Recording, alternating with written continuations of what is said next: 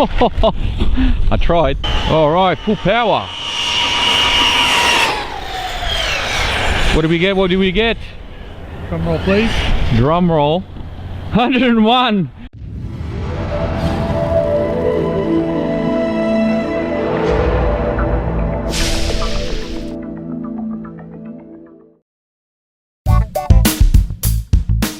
Hey guys, it's Vas here from Aussie RC Playground and welcome to my review of the ARRMA Talion. This is a 1/8 scale 4-wheel drive brushless truggy that is available as a ready to run, however you will need to buy your own batteries and charger. Now the car comes equipped with 16mm big bore aluminium threaded body chocks which also have aluminium caps. There are 3 adjustment points on your shock towers, both front and rear, for your shocks. Car also comes equipped with front and rear sway bars already pre-installed, as well as droop screws on your A-arms, both front and rear. You have pillow ball suspension at the front, which will also allow you to adjust your camber very easily. Adjustable camber links are also provided at the rear of the car, however it's running a more standard hub setup. To make it go, they've given us a 2050 kV 4-pole brushless motor that's connected to a waterproof 180 amp ESC. And for steering, we have a 15 kilogram waterproof steering servo that even comes equipped with an aluminium servo horn. There's also a waterproof receiver box and an oversized battery tray that is also adjustable, and everything rides on a 3mm chassis. Okay, so let's get cracking on this review because this is kind of a repeat of the ARRMA Kraton review that I did a little while ago. So I'm going to be a little bit brief on certain things here because I've already covered a lot of this during that Kraton review. However, there are some things here that are a little bit more specific to this RC, and I'm going to try and get through them as quickly as possible. Before we get stuck onto the car itself, let's get the remote out of here. The remote is one that I have reviewed several times in the past. These remotes are fantastic. I love the drop down wheel. It has a great feel in the hand. They're not very heavy. Don't have an issue with range. A lot of the times I actually run the RCs with the antenna down.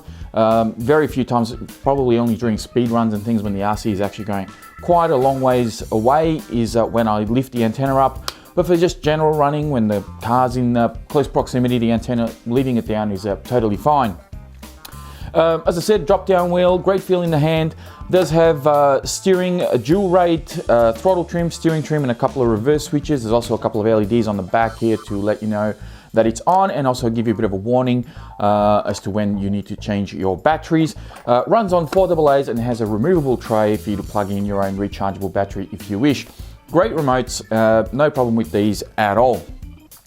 Right, now that we got that out of the way, let's move on to the truggy itself. Before we even start this, I know you're going to spot the rear wheelie bar back here. I have a video on how to make one of these from the ARRMA Senton bumper. The Senton is over my shoulder, wrong truck, this one. I was looking at the screen. So Senton is there, the rear bumper, you can make one of these wheelie bars. I'll have a link in the description for that video if you want to go check that out.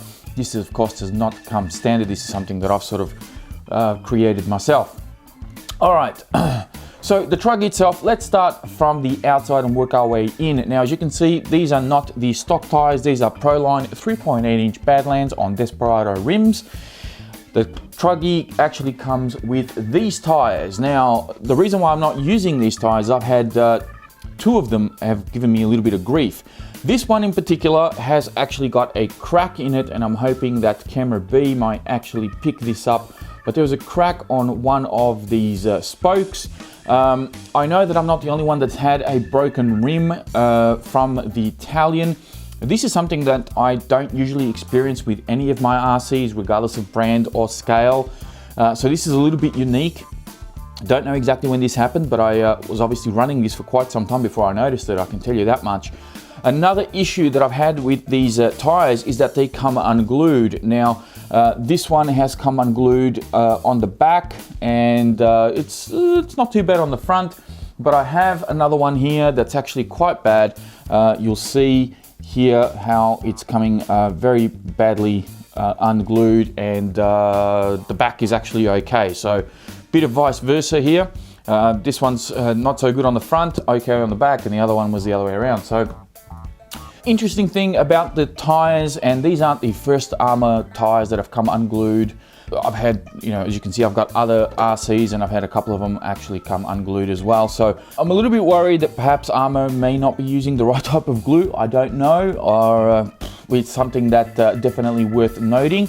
As for the rims themselves, I've got a cracked one. I've seen photos on Facebook here and there where people have actually got completely, like, chunks of the wheel have actually fallen off. So something that perhaps ARRMA do need to look at is the quality of the plastic in those wheels and also the type of glue that they're using for those tires, because yeah, it's a bit unfortunate they've come unglued. As far as grip goes, I gotta say that they actually didn't perform all that bad. The tread pattern is kind of a race-inspired tread pattern. They kind of look a little bit like the Proline blockades. So they actually did offer decent grip. I didn't mind, at least in the terrain that I ran them on, they actually did okay. Probably not the best on grass because the knobbies on them are a little bit shallow. So you're going to find that it probably doesn't grip as well on grass, but loose gravel, dirt, even on the road, they actually didn't do too bad at all. So as far as grip goes, I think these were a pass. It's just a shame that they came unglued and I had one of the rims crack on me. Now for the body's actually held up reasonably well, but I had the same problem that I had with the Kraton, and that is that when you do take some big jumps and everything, the chassis tends to flex a little bit and it kind of pulls on these rear body posts and kind of rips the body out from the rear. So I had this one very much with the same result as I did with my Kraton body, and I'll see if camera B can actually pick this up a little bit better. But you might be able to see where the holes have actually kind of ripped off there. But aside from that, the body is still usable. It's got a few dents, several scratches. It's actually held up pretty well. Can't really blame the body so much for the holes ripping out of the rear, because that's really the chassis giving us a little bit of flex. Other than that, the body's fine. Now, let's get into the nitty-gritty of things. Shock towers have actually been very good. My shocks have also been very good. I didn't end up swapping the springs on these shocks. I did on my Kraton. I went for my ST4 springs, which are from Thunder Tiger. But on this one, I actually left it as it is. I wanted to see if the car could actually handle just being driven with the stock springs. And it did okay. It actually handles very, very nicely. Suspension-wise, ARRMA seem to be doing a very good job with the oil viscosity that they choose for their shocks. So I'm pretty impressed. I haven't had to rebuild these shocks or do anything to them. I still wish that the rear springs were a little bit longer just to give me a bit more scope in adjustment. But, I've got my threaded collars almost all the way down and seems to be holding up pretty well. So overall, suspension-wise, definitely a pass. Now, I didn't have any problems with the electrics on this one, thank God. So everything has been fine. Radio, servo, ESC has also been okay. However, I will say I did have a little hiccup with it. This is actually the ESC that came out of my Kraton. It's actually a replacement ESC, in fact, that came out of the Kraton when I blew the original ESC on that car. So I put it in here to try and get this guy to go over 100 kilometers an hour. And I really geared it up. I put a 20-tooth pinion in here, and to be totally honest, I think I may have overgeared the car, and the whole thing was just kind of struggling a little bit to get to that top speed. Did eventually get there, but with the ESC that was actually supplied in this car, I couldn't quite get there. I think I was in the mid to high 90s. And it wasn't until I swapped out my ESC that I got there. But the ESC still works perfectly fine. I don't have an issue with it. In fact, I have it as a spare in a toolbox somewhere, and that's where it's going to stay.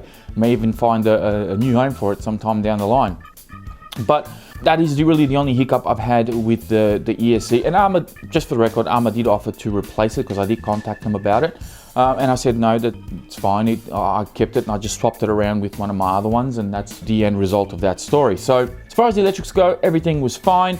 As far as problems go with this car, to be honest, I didn't have a lot. On, I think, my second run or first run when I was running 6S, I did blow out a bearing in one of my inner hubs, or steering knuckles, I should say, at the front. This is something that I know has been a bit of an issue with the either the Kraton or the Talion.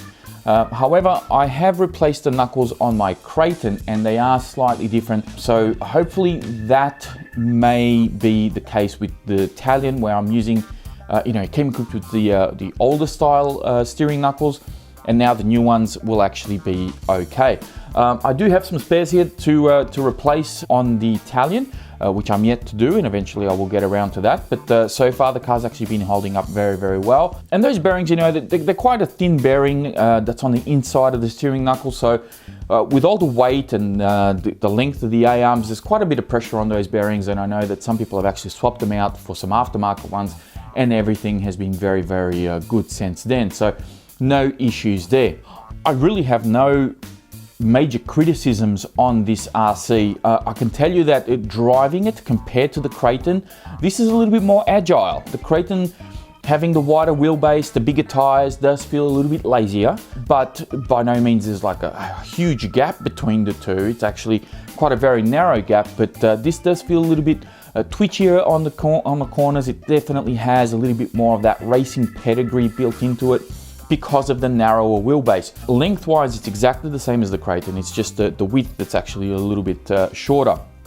So if you do want to have a little bit more of a racing rig, this is probably the ideal one to go for. But if you want something that's a little bit bigger and has that more of a monster truck feel, has a little bit more ground clearance thanks to the larger tires, and is perhaps even a little bit more stable, given that it has almost an inch extra in width, the Kraton would be the ideal RC for you. Driving either one, for me, I enjoy them both thoroughly. The Kraton and the Talion, it's just awesome RCs. Very easy to work on, very easy to maintain, and they go like stink. Honestly, you know, that's a bit of an Australian saying, but they really do go very, very well and perform brilliantly, and I really don't have a lot of criticisms to say about these RCs. So to echo the Kraton review, I have to say I'm absolutely in love with this Truggy. This is not leaving my collection in the near future. I'm going to hang on to this one for as long as I possibly can. I will say one thing that I've just almost forgotten about, and that is the Dean's connectors on all the 1/8 scale ARRMA vehicles. I'm not going to call them Deans, but they are a T-style connector. They're kind of a copy of a Dean's connector. The springs that they supply out of the box on the Deans, they flatten out very easily, and on more than one occasion, whether it be the Senton, the Kraton, the Talion, and I think even the Typhon, I've had my plugs come out of the battery. So you'll be running your RC, you take a jump, or let's say you take a fall or something dramatic happens, and all of a sudden you lose power to your car. That is usually just the connectors that have come off. So you can strap them down and try to hold them in position, but what I did with mine is I actually swapped out the connectors and put actual Dean's connectors on here, and problem solved. That was the end of that, and it's been very, very good. So let me put the body back on and we'll close out this review very, very quickly, and I'll give you my final score. So let's start off with the electrics. Now for the electrics, I've given this one a 4 out of 5, purely because I just had that hiccup with the ESC just to try and get the car to hit that 60+ mile an hour or 100 km an hour pass on the radar gun. So I'm going to deduct a point for that. So it gets a 4 out of 5 for the electrics. Drivetrain, solid as a rock, but you know, I'm going to give it a 4 out of 5 only because I did have some issues with my bearings at the front. On my first or second run, I think I did blow out a bearing. That makes part of the drivetrain. It's all, you know, in the drive shafts and related to it. So I'm going to deduct a point for that. So again, it gets a 4 out of 5 there. Handling, excellent handling. Definitely does very, very well. But you know, slightly longer springs in the rear would have been nice. I know I go on about that a little bit, but I just want to really get it through to ARRMA. Supply longer springs in the rear of these cars. But my biggest problem with the handling was, of course, the tires, the fact that they came unglued and I busted a rim. Hey, this is part of the handling, isn't it? And that's a bit of a negative. So again, gets a 4 out of 5 for handling. Durability. There's really not a lot to complain about here, apart from the bearings going out on me. And the tires, that's really about it. Didn't have any major breakages, didn't have any major failures. Everything about the RC stood up to my punishment, and like I said, just kept coming back for more. So again, durability gets another 4 out of 5. Maintenance, this is where I'm going to give it full marks, because for me, you know, I have a lot of cars, and I've worked on a variety of different brands, different scales, different genres, truggies, monster trucks, short course trucks, buggies, you name it, 2-wheel drive, 4-wheel drive. I've had pretty much everything, almost. Still got a few to catch up on, but I'll get there. And this one in particular, this genre, well, not genre, but this release of ARRMA vehicles, these 1/8 scale ARRMA vehicles, are really quite enjoyable to work on. There's front and rear diffs to get access to them. There's not much to it. The center diff is always a little bit tricky because you have braces and things to deal with, and you've got to remove motor mounts and whatnot. That's pretty much the same across the board with a lot of other RCs. But front and rear diffs for me are so easy to work on, and it's just a pleasure to work on this car. Everything about it is just done with the end user in mind, I guess is what I'm trying to say. They didn't just slap this together and go, well, you know, whoever buys it can deal with it later. They've actually given it some thought and taken in consideration the efforts that goes in when you're maintaining or servicing or tuning your diffs or changing your ARRMs or what have you. My only complaint, really, as far as maintenance goes, is with the droop screws. The rear can be accessed with a very thin wrench or hex wrench. You can get in there without too many problems. It's a little bit tricky, but you can get there. The front droop screw is right underneath the upper A-arm, and I find that no matter how hard I try, I have to remove the upper A-arms to adjust the front droop screws. That's my only complaint. That's the only thing I wish they would had addressed in some way, given us a magic wand or something like that in the box that would adjust it without me having to remove the upper A-arm. But that's really it. That's my biggest complaint. So that's really just, you know, I'm scratching the bottom of the barrel here to come up with something to really criticize the maintenance factor of this RC. But I'll have to give it full marks. For maintenance, it gets a 5 out of 5. Now, part support. Here in Australia, there are more and more hobby shops stocking ARRMA vehicles. As a matter of fact, recently I was in my local hobby shop, not too far from here, it's about 20 minutes from here, and they actually started to stock ARRMA vehicles. I saw an ARRMA Fury in there, very much the same as the one that you see over my shoulder here, and they were looking at getting the 1/8 scale vehicles. So this is actually coming more and more out on the market in local hobby shops. Also, Tao Hobbies, which is where I got the Truggy from, they stock every part that, you know, for Centons, for Kratons, for Talions, Typhons, all of these RCs from ARRMA, they have them all. So whenever I need a part, I just go to Tao Hobbies, order it up, and sure enough, in about a week and a half, I have the part at my door. Worst case scenario, now that I know that my local hobby shop has got some, if I really need something in a hurry, I can always go there and hopefully they'll have something on the shelf that I need. So part support is pretty good. It's getting better. I would like to see more option parts though. Just having, whether it be from ARRMA directly to provide some optional upgrades, because I know that they have some optional upgrades for the 10 scale vehicles. It would be nice to see some optional upgrades for the 1/8 scale vehicles. So that's, I think, where I'm just going to pull back a little bit on the score, and I'm going to give it again another 4 out of 5. Now for value, when it comes to value, 6S out of the box for the price that it is, and I'm not going to try and quote the price because I cannot remember, but I will have a link in the description to the Tao Hobbies website which will tell you exactly how much it is. And even locally, I think they're actually very reasonably priced. They're a lot cheaper than the competitors. They're a lot stronger. They come much better equipped in my opinion, and definitely worth the dollars that you pay for something like this. My personal opinion, of course, you may have a different one, but from my experience driving all of these RCs and testing them out and doing what I do with them, I mean, everything is on video. I will have links in the description, of course, to all the videos that I've done with the Talion, and you may even be tempted to check out some of the other videos that I've done with some of the other ARRMA vehicles as well. These things stand up. They take a beating, they handle great, they have a lot of speed, a lot of power, and they do very, very well. So as far as value goes, you know, it gets a 4 out of 5. I think, you know, obviously you have to leave a little bit of room for improvement there. So I'm not going to give it full marks as far as value goes. It'll get a 4 out of 5. Hopefully that'll give something, you know, for ARRMA to strive for, to see if you can get a 5 out of 5 from me anyway in future releases. So in closing, of a potential 35 out of 35, this guy gets a 29 out of 35, which equates to about 82.8%, just shy of 83%, which is pretty much dead on what I would give it, to be totally honest with you, with the exception of the tires failing and you know, the bearings kind of giving me a little bit of grief on the steering knuckles, and of course the ESC not being quite right. I think that's a very, very fair score. Averages about, you know, an 8 out of 10. I think that's spot on. It does, of course, just closing off, it does come very well equipped out of the box with tools and a couple of spare bits and pieces for your batteries and so forth. You have everything you need to work on the RC. The only thing they don't give you, of course, is batteries and chargers, which is fair enough.